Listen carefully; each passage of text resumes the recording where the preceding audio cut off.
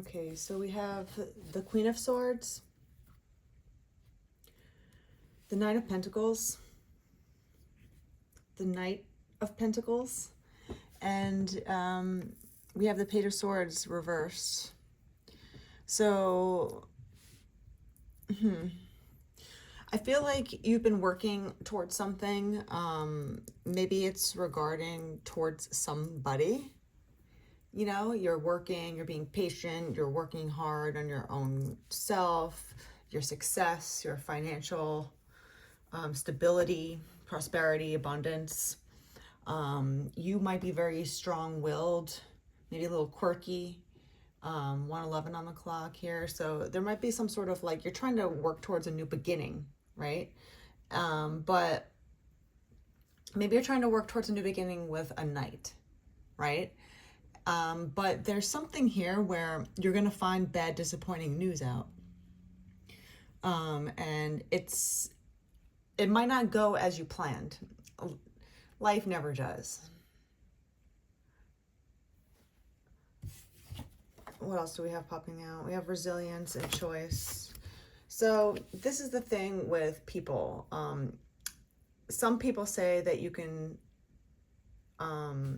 figure out how strong you are mentally by how flexible you are with change, right? Say you're planning and you've been working towards a certain goal, and then you realize halfway through, this isn't good. This isn't the right move. This isn't the right path that I should be on. You might feel tired because when you're working so hard at something and it just doesn't go anywhere, it takes a very astute person to know when to admit defeat. Not defeat, but like when to quit at something that you know is not really working. Like you can bang your head against the wall and then eventually you have to realize like it's not going to work. Right? You're trying to progress forward and make the right choices, and sometimes that choice is to let it go. Right? We all make bad decisions sometimes, and the person that is willing to understand, you know, as that song, know when to hold them, know when to fold them. You know, it sometimes you have to clarity. You have to realize when to let go over a certain idea that you once had. Maybe it's a person, you know, sometimes you have to know when to be like, you know what, I thought this person was a certain way, but now I'm realizing they're not, right? Now I'm realizing I wanted to be with this person, for instance, and I'm starting to realize that they're not the person that I thought they were. They're not the person that I want to be with. And then you have to realize when to leave. So you're making a choice to, you know, for yourself, which is good. You know, yes, it's good to work things out or try to work things out, but if you've been trying to work things out with a certain person and it's just not budging, it's just not going anywhere, you feel like you're doing all the work, you're spinning your wheels, and this other person is just stuck in the mud, you have to realize at a certain point, you're almost doing yourself a disservice because you're putting yourself out there, you're trying to change, you're trying to help both of you, and the other person is not doing anything in return. And then at that point, you have to make a choice for yourself and be like, okay, well, will this ever change? Am I getting any progression here? Or do I just leave it alone? Getting rest, you know, about the situation is also really important. Like you can, sometimes if you don't know an answer, just give yourself the space and the rest to just be. And sometimes the answers come when you're rested and you sleep good. You don't let yourself keep, you don't kind of tire yourself out, you know, and fatigue yourself with trying so hard and not going anywhere. Sometimes letting go and releasing is the healthiest choice. Temperance, having balance, right? You know, like again, there's a balance in any sort of thing in life, especially if you're trying to go towards someone, like you have a person in mind and then you realize, okay, this is an imbalanced relationship. We're not getting anywhere. It takes two to tango, you know? So both people need to want to change. Both people need to want to improve themselves. And if one person wants to change and one person's doing all the work internally together and the other person is not doing anything, you have to realize to kind of withdraw a little bit, develop some time alone, to have some solitude, to kind of regain your strength, your wisdom, and kind of tune into your intuition and what to do next.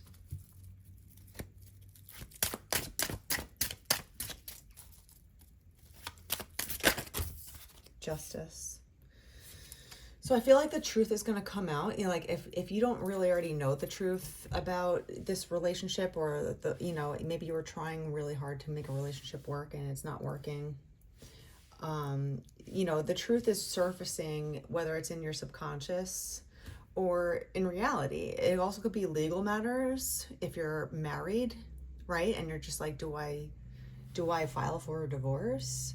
Or even if you're not married, like, do I leave this person? It's not working? How many years do I have to waste to try? And how many more years do I want to waste? So there's justice here, there's honesty, being honest with yourself, making a break for it. So I feel like you kind of want to leave.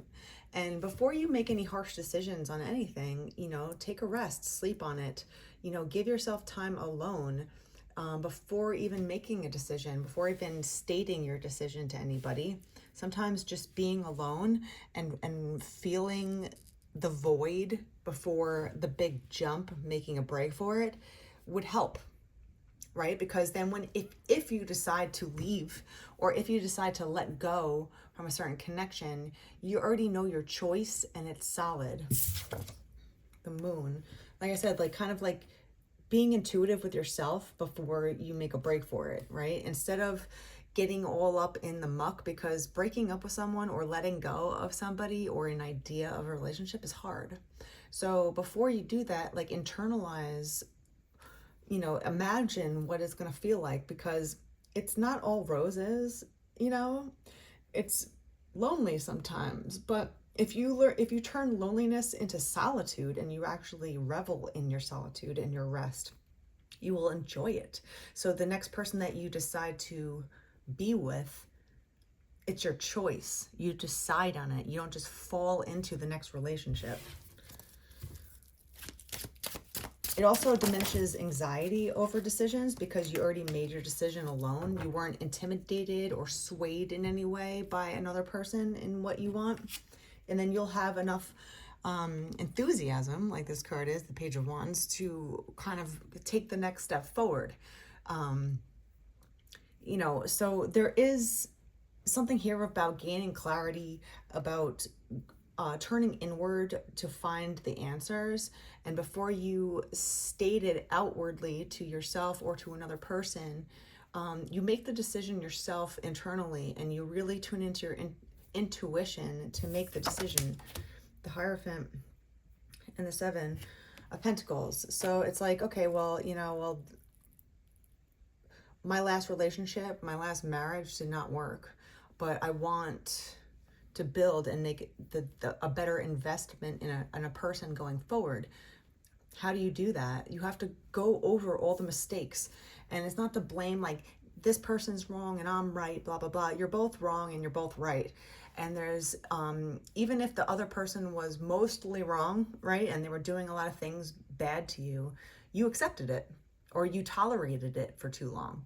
So you have to admit your part in the relationship. And if you were like, well, I never want to be in a relationship like that again, well, you have to clearly define all the steps that made you get stuck in that relationship to begin with, and be honest with yourself. Was it for financial stability? Was it because you were just too scared to be alone? Was it because you're codependent and you always need someone next to you?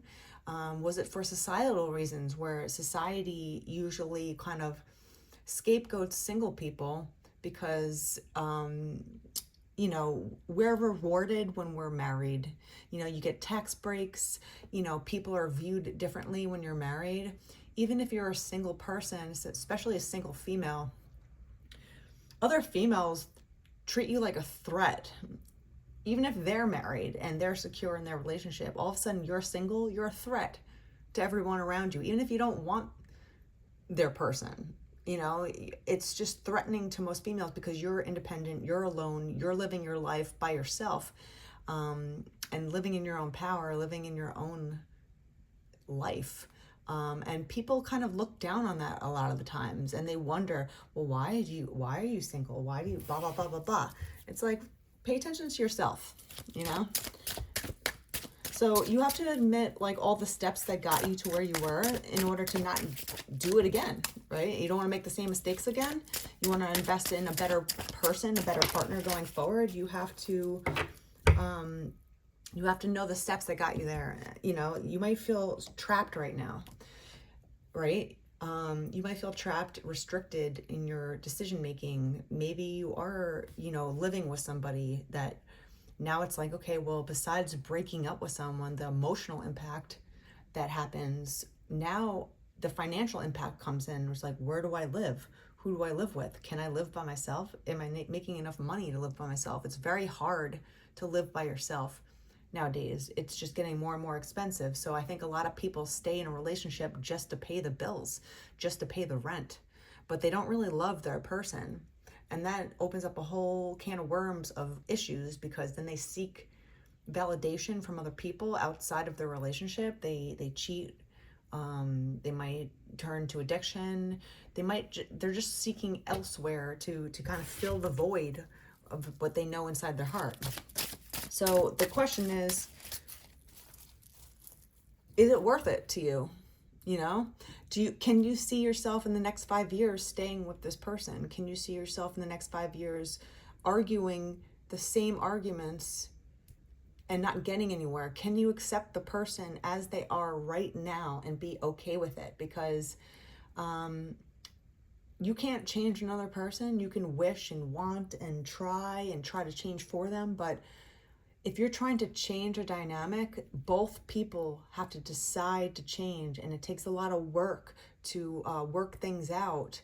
Sometimes there's just a stalemate, you know, with people, and you might be feeling like, okay, well, I'm tired, I'm hopeless, I don't know what else to do. I've tried everything I thought I could do with this person and it's not working.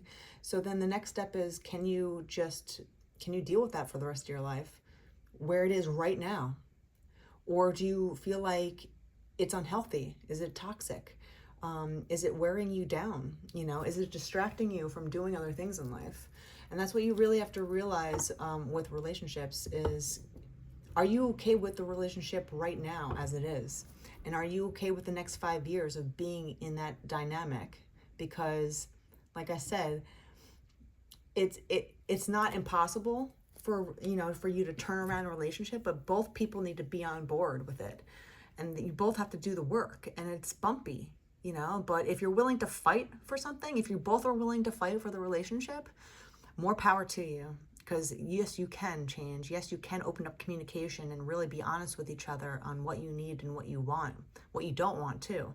But if it's just one person doing all the work, are you okay with feeling what you're feeling right now?